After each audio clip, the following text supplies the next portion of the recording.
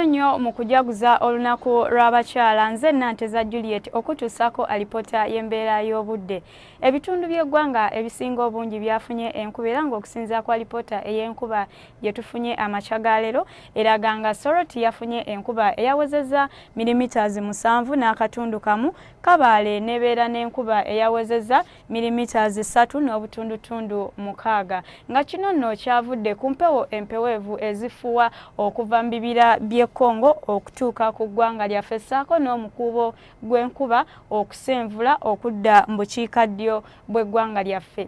Gwe yeetegekera wiikendi ku makya tusuubira okukera n'akasana okwaka ng'ate bwe kakubaakubamu bitundu by'eggwanga ebisinga obungi, ate olw'eggulo ebitundu ebimu eby'omu buvanjuba, masekkati ssaako n'ebyo ebimu eby'omu bukiikaddyo tusuubira okufunayo oluwandagirize, olwo ebitundu ebisigadde akasana tukasuubira okwaka ate nga bwe kakubaakubamu. Nga n'olw'embeera eno ebbugumu mu bitundu ebyo eby'e Karamoja tulisuubira okutuuka ku degrees 33, mu nsozi ez'e Kabale ebbugumu tulisuubira okubeera ku degrees 26, olwo n'ekibuga ekikulu eky'eggwanga ebbugumu tulisuubira okutuuka ku degrees 29.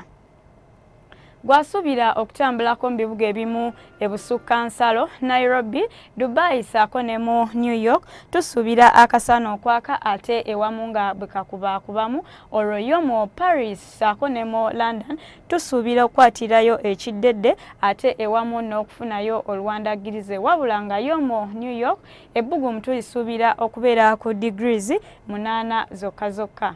Ebyo bye tusobodde okufunirayo okuva mu kitongole ky'eggwanga ekivunaanyizibwa ku by'embeera y'obudde. Teweerabira genda ku mutimbagano gwaffe nga bw'ogulaba ku lutimbe lwa TV yo okumanya ebisingawo.